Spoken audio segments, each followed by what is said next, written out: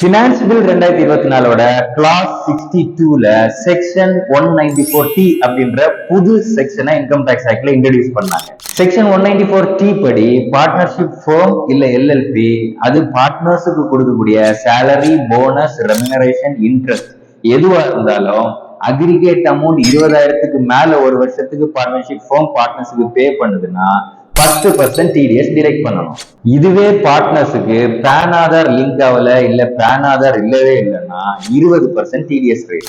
இது ரெசிடென்ட் பார்ட்னருக்கு மட்டுமா இல்ல நான் ரெசிடென்ட் பார்ட்னருக்கும் டிடெக்ட் பண்ணுமான்னு கேட்டீங்கன்னா ரெண்டு பேருக்குமே டிடெக்ட் பண்ணோம். ஆனா நான் ரெசிடென்ட் பார்ட்னர்னா எக்ஸ்ட்ரா 4% சேர்த்து டிடெக்ட் பண்ணணும். சரி, மைனர் பார்ட்னர் ஃபார்ம்ல இருக்காரு, மைனர் பார்ட்னருக்கு பே பண்றதுக்கும் டிடிஎஸ் டிடெக்ட் பண்ணணுமானா ஆமா, டிடிஎஸ் டிடெக்ட் பண்ணணும். செக்ஷன் 40B-ல ஒர்க்கிங் பார்ட்னர், நான் ஒர்க்கிங் பார்ட்னர் பைஃப்ரிகேட் பண்ணுவோம்ல, அலவன்ஸ் டிஸ்அலவன்ஸ் கால்குலேட் பண்ற மாதிரி, அதே மாதிரி செக்ஷன் 194T-ல டிடிஎஸ் டிடெக்ட் பண்றதுக்கு பைஃப்ரிகேட் பண்ணுமானா தேவை கிடையாது. எல்லாருக்கும் அக்ரிகேட் பேமெண்ட்ஸ் மோர் தேன் 20,000 இருந்ததுன்னா டிடிஎஸ் டிடெக்ட் பண்ணணும். இது மாதிரியான டாக்ஸ் ரிலேட்டட் வீடியோக்கு டாக்ஸ் தமிழா சேனலை ஃபாலோ பண்ணுங்க.